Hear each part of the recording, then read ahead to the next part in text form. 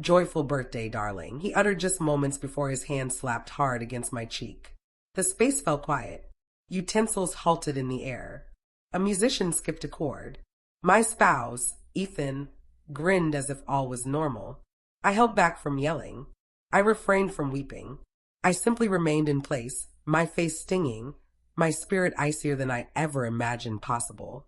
The attendees, our acquaintances, his corporate allies, his cherished reputation, acted oblivious because in his realm, quietness equaled devotion. So I offered them quietness. I lifted my cup, savored a deliberate drink, and murmured to fresh starts.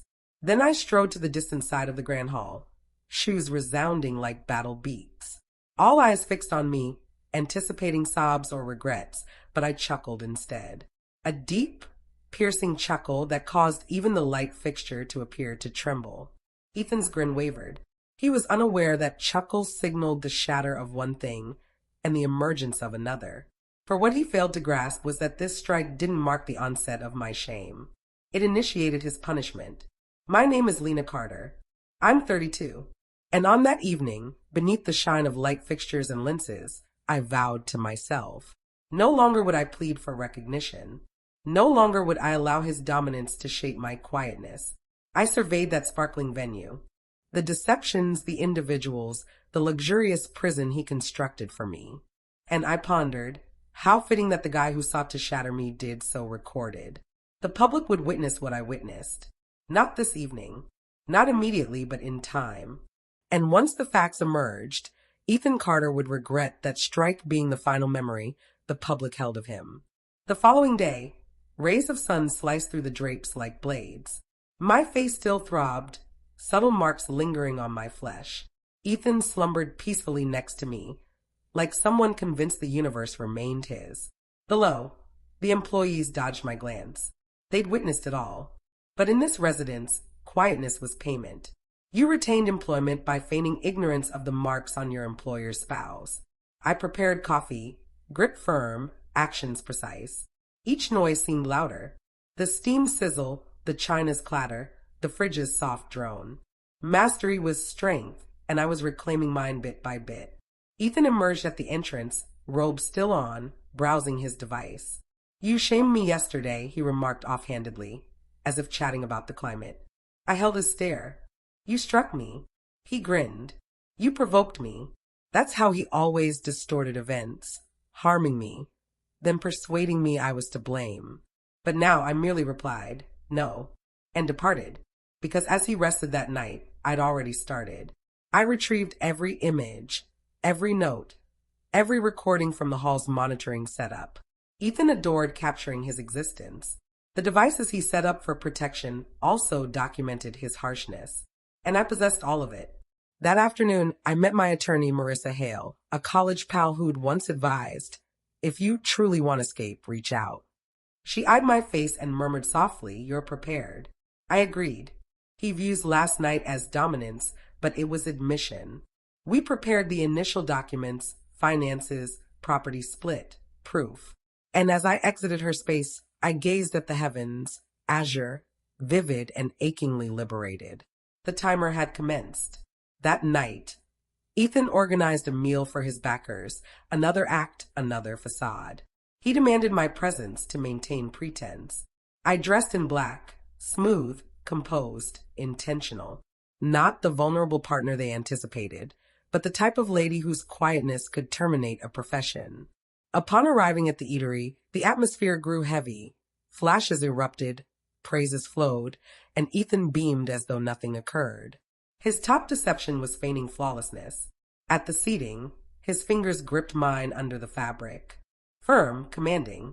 You're going to grin, he hissed, or I'll force you. I grinned, but not for him since I knew what awaited. Marissa had linked me with a discreet detective, Dean Mercer, who was subtly tracing Ethan's path, his communications, foreign transactions, phony business profiles, all of it. And this evening, as Ethan portrayed the ideal partner, Dean was pulling data from his workplace machine. Midway through the meal, Ethan proposed a cheer to affection, achievement, and fresh opportunities. Fresh opportunities for a guy who'd never offered one to anybody. As the drink touched my lips, I glanced over the surface and spotted his image in the vessel. Arrogant, reckless, invincible. And that's when I grasped the paradox. He'd erected a dynasty on facades, but he overlooked the fissures. He overlooked that I no longer trembled. He overlooked that I'd already shifted his codes, duplicated his records, and transferred my portion to a personal fund in my name. When sweets came, I rose and bent near his ear. "Savor your food," I murmured. "It could be your final serene one." He scowled, puzzled, while I beamed for the lenses. That was the evening his dynasty silently started crumbling. 2 days on, Ethan's facade began fracturing. He returned prematurely, mouth rigid, gaze fierce. "Did you shift funds from our shared fund?" he insisted. I didn't glance from my computer. "No, I shifted mine." He chuckled. Brief, biting, vicious. "You believe you can toy with me?" I closed the display, rose gradually. "No, Ethan. I believe I just ceased toying with yours." His tone sank to a murmur. "The threatening sort. You overlook who you're addressing." I angled my head.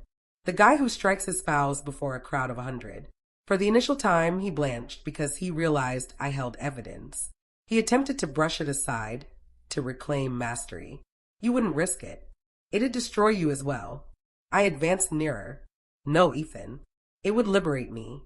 That evening, I forwarded Marissa the modified recording, a clear, irrefutable segment of the instant his hand hit my face. She responded with a note. "This alters all." Come dawn, Ethan's realm started tipping. His publicity crew phoned. His backers canceled sessions and rumors began circulating in media about a household dispute. He burst into my workspace, banging the entrance. "You believe this will damage me? You're insignificant without my title." I grinned. The identical serene, perilous grin from that evening. "Then let's observe how distant your title travels without your standing." He seized my arm, but this time I didn't recoil. I simply stated, "Lay a finger on me once more, and I'll ensure that recording is the initial result when folks query your title." He stiffened. For the first time in ages, he appeared frightened. And that was the instant I understood his collapse had formally started. By week's close, Ethan's device rang incessantly. His backers had viewed the segment. His publicity lead resigned, and his firm's counsel demanded a crisis session, the type that often concludes with guards leading you away. I didn't unveil the complete recording yet, just sufficient to reveal the split. Each time he crossed paths with me in the home, his gaze smoldered with alarm masked as fury. He'd grumble, "You've wrecked it all." Softly, striding the stone surfaces like a caged hunter. But I remained composed, preparing my meal, replying to professional messages, singing quietly. Because I'd already relocated, just not bodily yet. My fresh residence contract was finalized, services arranged, monitoring devices placed. Marissa had composed the separation request with terms that assured I'd depart with my portion of holdings and a protection mandate prepared to submit if he even elevated his tone. 3 evenings on, he broke. "You think you can endure without me? You'll return begging." I stared directly into his eyes and replied, "I did that ages ago. You just failed to see when I quit." He paused, surprised. Then the bell sounded. 2 gentlemen in formal attire waited outdoors from the Council of Leaders. "Mr. Carter, the council requires your prompt presence tomorrow. You may wish to include legal counsel."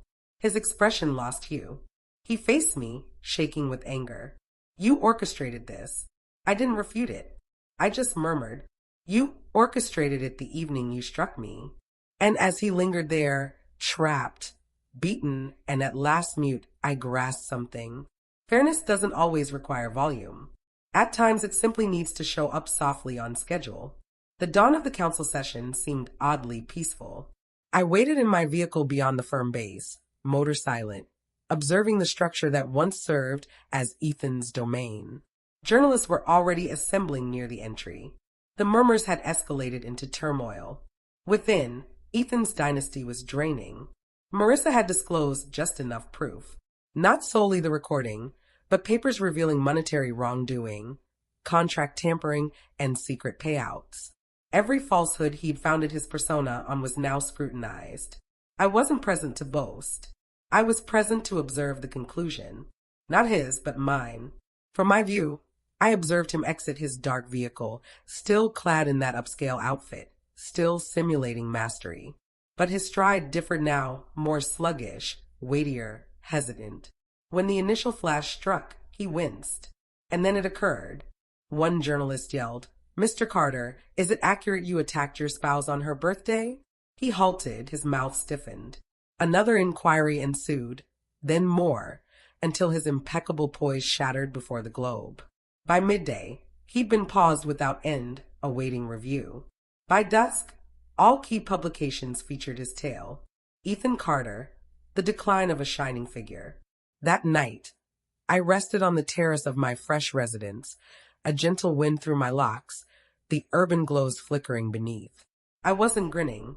I wasn't sobbing. I was merely inhaling. Marissa phoned. "It's complete," she stated. "He's done." I agreed, gazing at the horizon. "Then let's conclude the documents tomorrow." When I ended the call, I accessed my device. No unanswered rings, no warnings, no regrets, just tranquility. It seemed odd initially, that sort of quietness, not vacant, just brimming with all I'd recovered. A week on, my attorney's space scented of liberty, crisp print, fresh origins, and authorized forms that at last declared separation approved. Marissa grinned over the surface. "You're formally away, Lena." Away. The term seemed light, like the initial breath after decades submerged. Outdoors, drizzle sprinkled across the center. I lingered beneath my cover, observing folks hurry past, unknowns with narratives, none aware of the conflict I'd just endured. That evening, I journeyed to the shore, to the identical sands where Ethan once vowed eternity to me. The breeze savored of brine and novel possibilities. The sea thundered, boundless and unconcerned, erasing the remaining echoes of the lady who once cowered at each loud tone. I retrieved my device and viewed my saved items. The recording, the complete one, remained there undisturbed. His phrases, his manner, his aggression. But I didn't dispatch it. Not now. Perhaps never. Because at times tranquility is the greater penalty. He'd already forfeited all that granted him strength. The firm, the media, the facade of mastery. And me, I'd discovered something superior to vengeance. Mastery over my own narrative. At residence, I mounted the initial drawing I'd created since departing him. A palm freeing a bird in midsoar, strokes bold, feathers spread. I positioned it over my workspace with one plain label, "Never again." When I eventually rested in bed, I didn't envision flight or dread. I envisioned expanse. The type where nobody's observing, nobody's yelling, nobody's seizing, just quietness.